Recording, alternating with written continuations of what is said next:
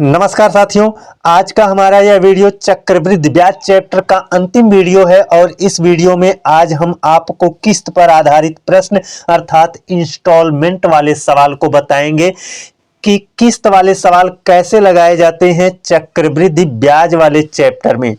तो देखिए दोस्तों, ये हमारा पहला क्वेश्चन है। इसमें कहा है 21,000 रुपए की राशि कर्ज पर ली गई जिसकी अदायगी 2 बराबर किस्तों में की जानी है।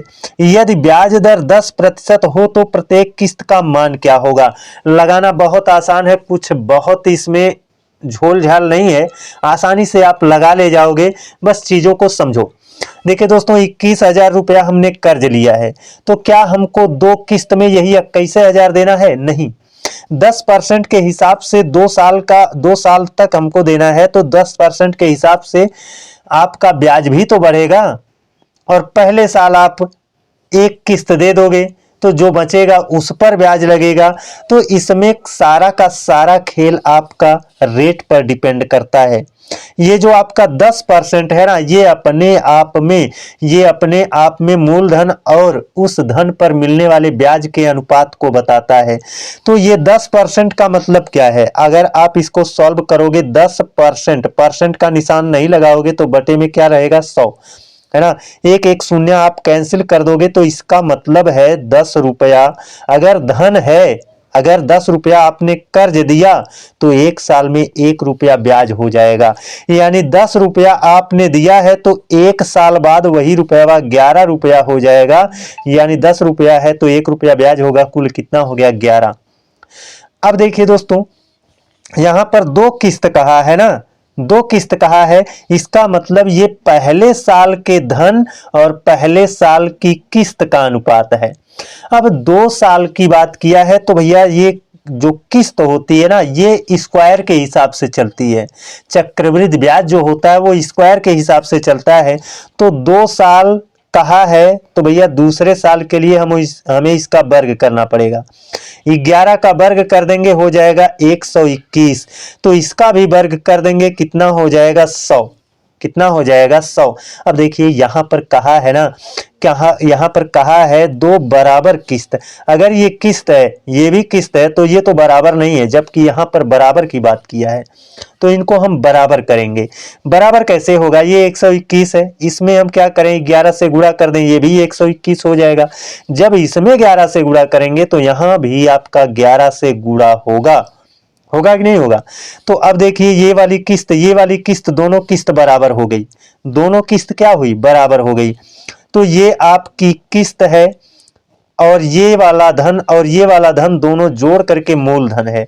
तो यहां कितना होगा? 11 दहा में 110 और 100 और 110 जोड़ेंगे कितना हो जाएगा? 210। ये आपका टोटल धन है और ये 121 रुपए की क्या है? एक किस्त है। तो ये धन और ये किस्त का अनुपात आ गया है। जब ये अनुपात आ गया तो अब देख लो, यहां पर ये 21,000 रुपए की राशि है, यानी यही धन है। तो धन के लिए तो ये वाला डाटा है और ये किस्त वाला डाटा है। तो ये 221 जो है ये किसको इंडिकेट कर रहा है? ये 21,000 को इंडिकेट कर रहा है। 21,000 को। जब ये 21,000 को इंडिकेट कर रहा है तो अब देख लो, एक एक शून्य आप कैंसिल करोगे और 21 एकन्नम 21, इसका मतलब ये 210 ये कितना गुना है? देखो ये धन था रेशियो में, तो ये कितना गुना है? तो आप कहोगे 100। 221 में आप 100 से गुणा कर दो तो देखो कितना हो? 21,000 हो जाएगा ना। जब 100 गुना था तो इसको भी आप 100 गुना कर दो, किस्त का पता चल जाएगा।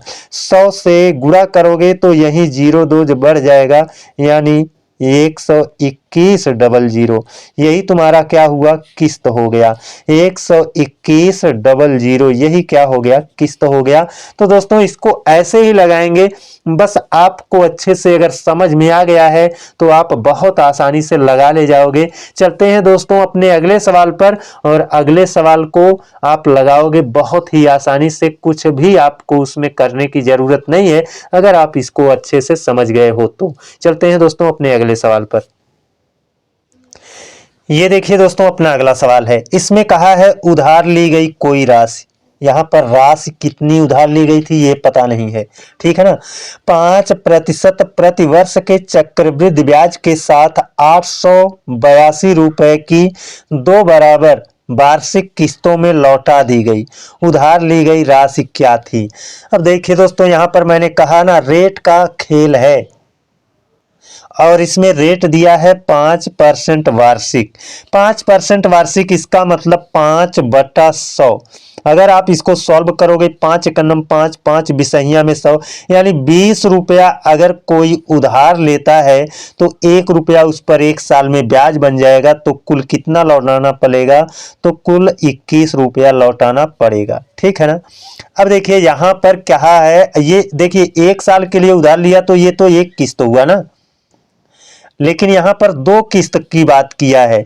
उसने कहा है के साथ 882 रुपए की 2 बराबर वार्षिक किस्त। दूसरी किस्त के लिए भैया स्क्वायर करना पड़ेगा, 21 का स्क्वायर कितना होगा, 441 हो गया। और यहां पर बराबर वार्षिक किस्त कहा है, तो बताओ यहां पर 441 रुपए की किस्त है, यहां 21 की ही किस्त रहेगी, नहीं, बराबर करना पड़ेगा। जब देखो इसको वर्ग हमने कर लिया है तो इसका भी वर्ग होगा, कितना होगा, 400। अब बराबर हम किस्त करेंगे तो यहाँ पर 21 से गुणा करेंगे तो यहाँ भी 21 से गुणा करना पड़ेगा, और 21 से गुणा कर देंगे तो 21 का 20 से गुणा कर दो तो भी 21 दूना 42 हो जाएगा, यानी 420 हो जाएगा, ठीक है ना। ये कितना हो जाएगा, 420। यहाँ 420 धन है, यहाँ 400 धन है, दोनों धन जोड़ करके टोटल धन हो जाएगा 4 4 820। ये धन है, ये क्या आया, आपका धन आया। और यहाँ पर ये एक किस्त है, ये दूसरी किस्त है, दोनों किस्त जोड़ करके नहीं, एक किस्त हमारी कितनी है, 441 की है। अब देखिए इसमें से किसका मान दिया है, इसका मान दिया है तो इसको हम ज्ञात कर लेंगे, और इसका मान दिया होगा तो इसको ज्ञात कर लेंगे, आसान रहेगा। यहाँ पर कहा है 882 रुपए की 2 बराबर किस्त, यहाँ पर 882 रुपया किस्त का मान है, तो यही तो है हमारी किस्त, और इसका मान, इसका मतलब है 441 का अर्थ है ना, कि 882 रुपया। भैया ये अनुपात में 441 इसके साथ था ना, तो यहां पर देखिए ये इसका कितना गुना है, तो आप कहोगे 2 गुना है, 441 का डबल है, तो ये 820 का आप डबल कर दो, कितना हो जाएगा, 800 का 1600, 20 का 40, 1640 हो जाएगा। कितना हो जाएगा, 1640 हो जाएगा। आपको ऑप्शन सी में देखने को मिल रहा है। चलते हैं दोस्तों अपने अगले सवाल पर। ये देखिए साथियों, अपना अगला क्वेश्चन है और बहुत ही प्यारा क्वेश्चन है। इसमें दिया है, एक आदमी 5000 रुपया उधार लेकर 10% की दर से यदि हर साल 1400 रुपया चुकाने का वादा करे तो वो तीसरे साल कितना दे कि कर्ज उतर जाए, यानी तीसरे साल वह पूरी तरह से चुकता करना चाहता है तो उसे कितना रुपया देना पड़ेगा, वही पूछ रहा है। अब दोस्तों इसमें इस क्वेश्चन की स्टोरी क्या है कि 5000 रुपया उधार लिया गया है, 10% के हिसाब से ये धन बढ़ेगा और 1 साल पूरा होगा तो 1400 रुपया कर्ज चुकता किया जाएगा। फिर साल पूरा हो जाएगा तो दूसरे साल के अंत में पुनः 1400 रुपया चुकता किया जाएगा, और जो कुछ बचा खुचा रहेगा तीसरे साल के अंत में वह टोटल चुकता करेगा। तो तीसरे साल के अंत में कितना रुपया वह देगा कि पूरी तरह से कर्ज उतर जाएगा, यही पूछा है। तो यहाँ पर कुछ नहीं, बस आपको थोड़ा सा ध्यान देना है। 5000 रुपया है, 10% के हिसाब से बढ़ रहा है, तो भैया 5000 आज हमने उधार लिया, साल भर बीत जाएगा तभी ना हम 1400 रुपया चुकता करेंगे, और यही 5000 रुपया 10% के हिसाब से 1 साल बढ़ेगा। 10% के हिसाब से देखिए कितना बन जाएगा, तो 10% के हिसाब से कितना बढ़ेगा, आपका 500 रुपया बढ़ जाएगा। अरे परसेंट का मतलब क्या, बटे में 100, बटे में 100 रहेगा तो 2 शून्य कटेगा, 1 शून्य इसका काट दो, 1 शून्य इसका काट दो, इसमें बचा क्या, 500 ना, 500 बढ़ेगा तो ये धन कितना हो जाएगा, 5000 तो था ही, 500 बढ़ गया, 5500 रुपया बन गया है। अब वह क्या करेगा, 1 साल पूरा हो गया तो 1400 रुपया किस्त तो चुकता कर देगा, तो 1400 यहां से आप निकाल दो तो बचेगा कितना, 55 से 14 गया तो बचा है तुम्हारा 4100 रुपया। यही रुपया बचा है। अब इस पर तो 10% के हिसाब से बढ़ेगा ही ना, 10% के हिसाब से बढ़ेगा। और 10% के हिसाब से कितना रुपया बढ़ जाएगा, तो देखो परसेंट का निशान है यानी बटे 100 रहेगा, तो बटे 100 यानी ये प्रतिशत का निशान 2 शून्य कैंसिल करेगा, तो ये वाला 1 शून्य, ये वाला 1 शून्य, 2 शून्य कैंसिल हो गया, यानी 410 रुपया बढ़ेगा ब्याज। 410 रुपया बढ़ेगा तो भैया ये 4100 है, 400 41 4 4500 हो जाएगा, और 10 4510 रुपया बन जाएगा, 4510 रुपया बन जाएगा। और ये 2 साल का हो गया है। अब दूसरे साल भी वह क्या करेगा, 1400 रुपया लेकर चुकता कर देगा। तो बचा कितना, अब घटा लीजिए, 0 हो गया, 1 हो गया, 1 हो गया, और यहाँ से 3 हो गया, 3110 रुपया बचा है। अब 3110 रुपया, यही 3110 रुपया जो बचा है, सॉरी 3110 रुपया जो बचा है, इसी पर 10% के हिसाब से बढ़ेगा। 2 साल पूरा हो चुका है, पहला साल पूरा हुआ तो 1400 रुपया चुकता किया, दूसरा साल पूरा हुआ तब भी 1400 रुपया चुकता कर दिया है। और अब धन बचा है कितना, 3110, 10% ब्याज बढ़ेगा तो 10% है, इसका मतलब प्रतिशत 2 शून्य कैंसिल करेगा, तो यहाँ वाला शून्य कैंसिल हो जाएगा, 311 रुपया ब्याज बनेगा। तो 311 रुपया आप जोड़ लो, 311 रुपया ब्याज बनेगा, वही 311 आप इसमें 311 जोड़ लो, जितना बनेगा 3 साल पूरा हो गया, सब वापस करेगा। 311 जोड़ो, कितना हो गया, ये 1, ये 2, ये 4 और ये 3, 3421, कितना हो जाएगा, 3421 रुपया आपका यहाँ पर देखने को मिल रहा है। तो इस क्वेश्चन को लगाने का यही मेथड था, और आप इसके लिए कोई फार्मूला का यूज नहीं कर पाएंगे, क्योंकि इसको आपको स्टेप बाय स्टेप ही आगे बढ़ना पड़ेगा, है ना। चलते हैं दोस्तों अपने अंतिम सवाल की ओर। ये देखिए अपना अगला सवाल है, इसमें कहा है गौरी कुछ रुपए 4% वार्षिक चक्रवृद्धि ब्याज की दर से उधार ली, वह 1352 रुपए की 2 बराबर वार्षिक किस्त से भुगतान की, है ना। वह कितना रुपया उधार ली थी, तो भैया यहाँ पर 4% का मतलब होता है 4/100, और 4 एकन्नम 4, 4 पचीसैया में 100, यानी 25 रुपया का धन था तो 1 रुपया बढ़ जाएगा, यानी 26 रुपया बन जाएगा। यही तुमको 1 साल में वापस करना पड़ेगा। लेकिन यहाँ पर 2 साल की बात हुई है ना, जब 2 साल की बात हुई है तो इसको स्क्वायर कर दो और इसको भी स्क्वायर कर दो, तो यहाँ पर जब 26 का स्क्वायर करेंगे और ये 26 का वर्ग तुम्हारा कितना होगा, 676 होगा, कितना 676 होगा। और 25 का वर्ग कितना होगा, 25 पचीसैया में 625 होगा, यही ना होगा। अब देखिए दोस्तों यहाँ पर ये जो 676 है, तो यहाँ किस्त की बात है, किस्त बराबर होती है ना, बराबर वार्षिक किस्त है, तो यहाँ पर 676 है, इसको 676 बनाने के लिए हम क्या करेंगे, 26 से गुणा, तो यहाँ भी हमको 26 से गुणा करना पड़ेगा, तो 26 से गुणा कर दीजिए, है ना। 26 से गुणा कर दोगे आप, कितना बन जाएगा, 26 से आपको गुणा करना पड़ेगा, तो यहाँ पर 25 छक्का 150 और बचा 15, 25 दूना 50 और 15 हो जाएगा 65, 650 बनेगा।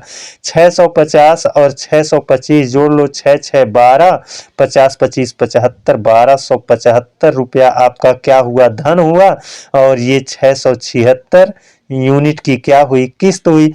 तो ये इतना क्या है, किस्त है, और ये क्या है, टोटल धन है, टोटल धन है। अब जो दिया है उसको देखो, यहाँ पर दिया है 1352 रुपए की 2 बराबर वार्षिक किस्त, 1352 दिया है ना, तो ये किस्त है, 1352 की बराबर वार्षिक किस्त है, तो यहाँ पर यही किस्त है और इसी को इंडिकेट कर रहा है 1352। देख लो कितना मल्टीपल है, कितना गुना है ये, है ना, तो 2 गुना है। 676 का डबल करोगे 1352, तो मूलधन कितना था, तो जब ये डबल है तो ये भी डबल कर लो, है ना।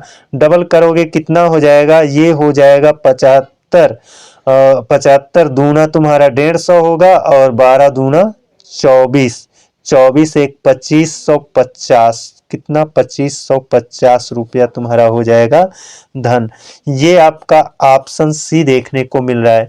दोस्तों यही था आपका लगाने का सबसे आसान तरीका इस क्वेश्चन का, यानी इंस्टॉलमेंट वाले सवाल को लगाने का। चलते हैं दोस्तों अब अपने अगले सवाल पर। ये देखिए अपना अगला सवाल है और इसमें कहा गया है रुपया यक्स की एक धनराशि ली गई और उसका, है ना, 35,280 रुपए के 2 बराबर वार्षिक किस्त में भुगतान किया गया, अर्थात ये किस्त का मान है, भुगतान किया गया। यदि दर 5% वार्षिक थी तो मूलधन का मान क्या होगा। अब 5% का मान अभी आपने पाया था 5/100 होगा, यानी 5 कन्नम 5, 5 बिसैया में 100। अगर 20 रुपया धन है तो 1 रुपया ब्याज मिलेगा, कुल मिलेगा कितना 21 रुपया। 2 किस्त है तो इसको वर्ग करो, इसको भी वर्ग करो, क्योंकि ये किस्त का मान आया है ना, ये किस्त हो जाएगी, है ना। तो 2 किस्त है तो इसको वर्ग करेंगे, दूसरी किस्त का पता चलेगा। 21 का वर्ग कितना हो जाएगा 441 हो जाएगा, और किस्त तो बराबर होती है ना। अब देखो इसका वर्ग कर दिया इतना हो गया, इसका वर्ग करेंगे कितना हो जाएगा 400 हो जाएगा, और किस्त होती है बराबर। यहाँ पर बताया गया है 2 बराबर किस्त, तो यहाँ वाली किस्त और यहाँ वाली किस्त बराबर तो नहीं दिख रही है, इसलिए बराबर करने के लिए यहाँ पर 21 से गुणा करेंगे, तो यहाँ भी 21 से गुणा करेंगे, 21 दूना 42 हो जाएगा 420, ठीक है ना। और ये देखो ये वाला धन टोटल धन है, 400 और 420 दोनों जोड़ लेंगे 820 धन हो गया, है ना। और एक किस्त के लिए कितना हो गया, ये 21 के संयम 441, ये भी 441, ये भी, तो एक किस्त कितनी होगी 441 की होगी। अब यहाँ पर इसने बोला है कि उसका 35,280 रुपए के 2 बराबर वार्षिक किस्त है, तो ये किस्त का मान है, तो यही तो किस्त है। और ये कितना गुना, इसका कितना गुना, ये तुम्हारा 35,280 है। तो देखिए दोस्तों ये इसका 80 गुना है। अगर मैं देखूं ध्यान से तो इसको जीरो को ना रखो, तो 8 से अगर गुणा कर लो, 8 से गुणा कर लो, 8 कन्नम 8 हो जाएगा, 8 चौक 32 का 2 हो जाएगा, हासिल 3, 8 चौक 32, 3 35 हो जाएगा। और ये जीरो लेने के लिए यहाँ पर आपको जीरो बैठाना पड़ेगा, अर्थात 441 का 80 गुना इतना हो रहा है। तो आप इसमें 80 से गुणा करके यहाँ पर बता दीजिए कितना होगा, है ना। तो ये दोनों शून्य तो पहले रख लेते हैं, 8 से गुणा कर लेते हैं, 8 दूना 16 और 8 अठैया 64, 1 65, यानी 65,600, 65,600 आपको ऑप्शन ए में देखने को मिल रहा है। दोस्तों बहुत मुश्किल नहीं है, बस आप थोड़ा सा अभ्यास कर लीजिए, आप किस्त वाले सवाल को बड़े ही आसानी से, बहुत ही प्यारे ढंग से आप लगा पाएंगे। दोस्तों आज का था हमारा यह वीडियो, कैसा रहा आप लोग कमेंट करके ज़रूर बताइएगा। दोस्तों उत्साह होना बहुत ज़रूरी है और वो उत्साह आप भर सकते हो, इसलिए आप कमेंट ज़रूर करके बताया करो कि कैसा रहा हमारा समझाने का तरीका, और अपने मित्रों में शेयर ज़रूर कर दीजिएगा। आज के लिए बस इतना ही, अगले दिन पुनः मिलते हैं एक बेहतरीन क्लास के साथ, तब तक के लिए जय हिंद।